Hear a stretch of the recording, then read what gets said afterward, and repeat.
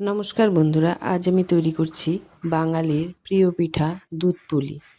প্রতিটি ঘরেই শীতকালে আমাদের কিন্তু এই দুধ পুলি একবার না একবার হবেই। আজ আমি এখানে চাল গুঁড়োর কাই খুলে সেটি দিয়ে দুধ পুলিটা তৈরি করছি। চাল গুঁড়োটার কাই খুলবার জন্য প্রথমেই আমরা কড়াইতে দিয়ে দেব জলটা যখন ফুটে আসবে তখন তাতে দিয়ে দেব চিনি, তেল ও অল্প সামান্য পরিমাণে লবণ। তারপর উপর থেকে চাল গুঁড়োটা ধীরে ধীরে দিতে থাকবো এবং নাড়াতে থাকবো। একবারে দিবেন না, তাহলে দলা বেঁধে যাবে। ধীরে ধীরে দিয়ে আমরা এটিকে নামিয়ে নেব। এই চাল গুঁড়োর কাইটা থেকেই কিন্তু আমরা পিঠের ডোটা তৈরি করে নেব। এই কাইটা আমাদের গরম অবস্থাতেই খুব ভালো মতো মেখে নিতে হবে। গরম অবস্থাতেই না মাখলে পরে কিন্তু ডোটা আমাদের সফট হবে না। গরম অবস্থায় আমরা যদি ভালো মতো মেখে নিই তবে আমাদের এটি কিন্তু খুব সুন্দর ডো তৈরি হবে। তারপর পিঠেগুলো করতে আমাদের কোনো অসুবিধা হবে না। দেখুন, আমাদের ডোটা কিন্তু একদম তৈরি হয়ে গেছে। এখন আমরা এই ডোটাকে লম্বা লম্বা করে নিয়ে তারপর তার থেকে ছোট ছোট করে লেচি কেটে নেব। এই লেচি কেটে নিয়ে এবার কিন্তু আমাদের এর জন্য খিরসার প্রয়োজন হবে। এবার আমরা খিরসাটা তৈরি করে নেব। এখানে কিন্তু আমি নারকেলের খিরসা ব্যবহার করিনি, কারণ নারকেল অনেকেরই এখন গ্যাস করাচ্ছে বা আমার বাড়িতে কয়েকজনের গ্যাসের সমস্যা হচ্ছে।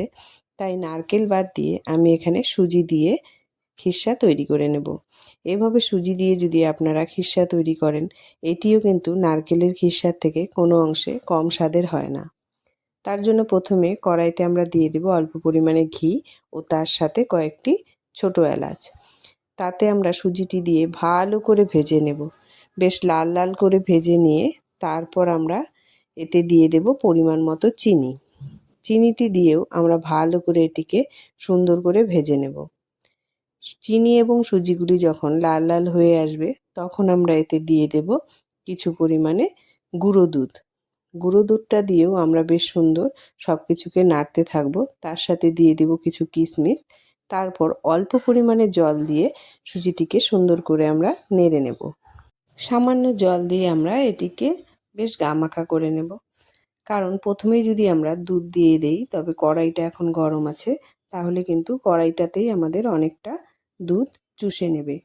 তাই আমরা প্রথমে অল্প পরিমাণে জল দিয়ে সুজিটাকে নাড়াচাড়া করে নেব। সুজিটা যখন ভালো মতো মাখা মাখা হয়ে যাবে তখন আমরা দিয়ে দেব বেশ অনেকটা দুধ। দুধ দিয়ে ভালো করে শুকনো শুকনো করে নামিয়ে নিলেই কিন্তু আমাদের খিরসা একদম তৈরি। আপনি এটিকে এমনিও খেতে পারবেন। এর এতটাই স্বাদ হয় যে নামানোর সাথে সাথেই আমার কিছু খিরসা কিন্তু শেষ হয়ে যায়। এবার আমরা পিঠেগুলো তৈরি করতে শুরু করে দেব। তার জন্য প্রথমে যে লেচিগুলো কেটে রেখেছিলাম সেগুলিকে বাটির আকার গড়ে তাতে আমরা খিরসাগুলিকে দিয়ে দেব। খিরসাগুলি আমরা খুব কমও দেবো না, আবার বেশিও দেবো না। আপনারা যদি খুব বেশি খিরসা দেন তাহলে কিন্তু পিঠাটা ফেটে যাওয়ার সম্ভাবনা থাকবে, আবার খুব কম দিলে স্বাদ কম লাগবে। তাই যতটুক ঠিক ভালো মতো পিঠাটা বানাতে লাগবে সেই পরিমাণেরই আপনারা খিরসাটা দিয়ে 2 আঙুলের চাপে পিঠাটার মাথাটা কিন্তু সেঁটে দিলেই কিন্তু আমাদের পিঠাগুলি তৈরি হয়ে যাবে। এভাবে আমি একে একে বাটিগুলো করে তাতে খিরসা দিয়ে মুখগুলো বন্ধ করে নিয়ে একে একে পিঠাগুলো তৈরি করে ফেলছি। দেখুন, আমার সব পিঠেগুলোই কিন্তু সুন্দর মতো একদম তৈরি হয়ে গেছে। এবার এগুলোকে দুধে পাঠানোর পালা। দুধটাকে কিন্তু আমরা প্রথমে ভালো মতো ঘন করে জাল দিয়ে নেব। তাতে দিয়ে দেব কয়েকটি ছোট এলাচ। আর দুধটায় যখন আপনারা পিঠেগুলো দেবেন তার আগেই কিন্তু চিনি দিয়ে দেবেন না। চিনি গুড় আপনি যাই ব্যবহার করুন সেটা কিন্তু পিঠেগুলো দেওয়ার পরেই দিবেন, না হলে কিন্তু পিঠাগুলো ভালো সেদ্ধ হবে না। দুধটা কিন্তু আমাদের ভালো মতোই ফুটে গিয়েছে। এবার আমাদের পিঠাগুলি দিয়ে দেওয়ার পালা। পিঠাগুলি দেওয়ার পর দুধের সাথে পিঠাগুলি যখন ভালো মতো মিশে যাবে এবং সুন্দরভাবে পিঠাগুলি প্রায় সেদ্ধ হয়ে আসবে তখন আমরা এতে দিয়ে দেব পরিমাণ মতো চিনি। আপনারা যে টাইপের মিষ্টি খান সেভাবে দেবেন। আমি খুব বেশি মিষ্টি পছন্দ করি না বলে আমি একটু কম চিনিই কিন্তু দিয়ে দিয়েছি। পিঠাগুলি দেবার পর যখন দুধের সঙ্গে মোটামুটি হয়ে আসবে তখনই কিন্তু চিনিটা দিয়ে দেবেন। আবার চিনিটা যদি আমরা বেশি পরেও দিই পিঠাগুলো কিন্তু ভেঙে ভেঙে যেতে শুরু করবে। তাই চিনিটা ঠিক পিঠাগুলি দেওয়ার কিছুক্ষণ বাদেই আপনারা দিয়ে দেবেন। এবার আমি এতে দিয়ে দেব কিছু গুঁড়া দুধ। দুধ পুলির দুধটা যত টেস্ট করে বানাবেন পিঠাটা কিন্তু তত খেতে টেস্টি হবে। এই জন্য দুধটা আমার ঘন হলেও তার সঙ্গে আমি কতটুকু গুঁড়ো দুধ গুলিয়ে দিয়ে দিয়েছি।